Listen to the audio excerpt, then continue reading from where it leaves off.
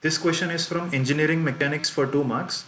A car having weight W is moving in the direction as shown in the figure. The center of gravity CG of the car is located at height h from the ground, midway between the front and rear wheels. The distance between the front and rear wheels is L. The acceleration of the car is A and acceleration due to gravity is G. The reactions on the front wheels RF and rear wheels RR are given by. So these are the 4 options given, and for this multiple choice question the correct answer is option C.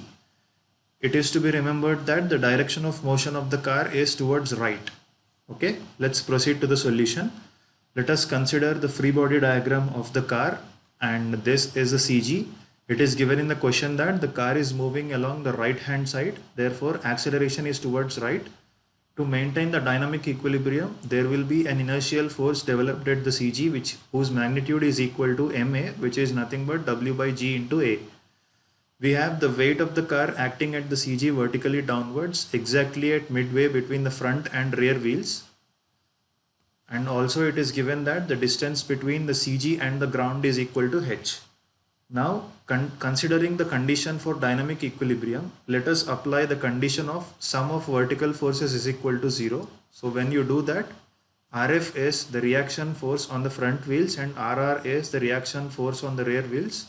So addition of these two will be equal to W. So that is the condition of equilibrium. Now let us consider the moments about point A to be equal to 0.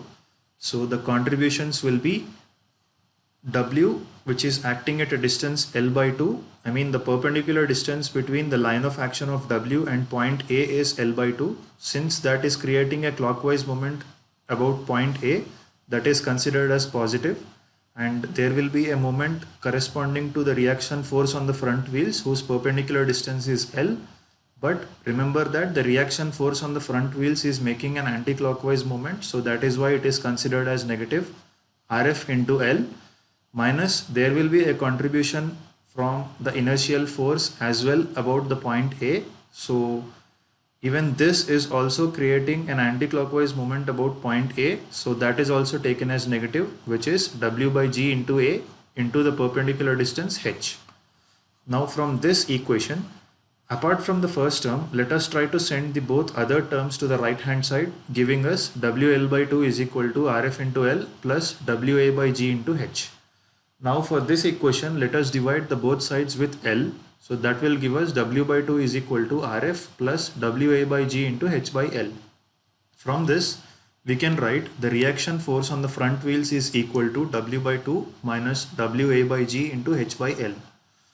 Now we will substitute the reaction force on the front wheels in this equation to get the reaction force on the rear wheels. So therefore, after substituting and simplifying, we get the reaction force on the rear wheels to be W by 2 plus WA by G into H by L.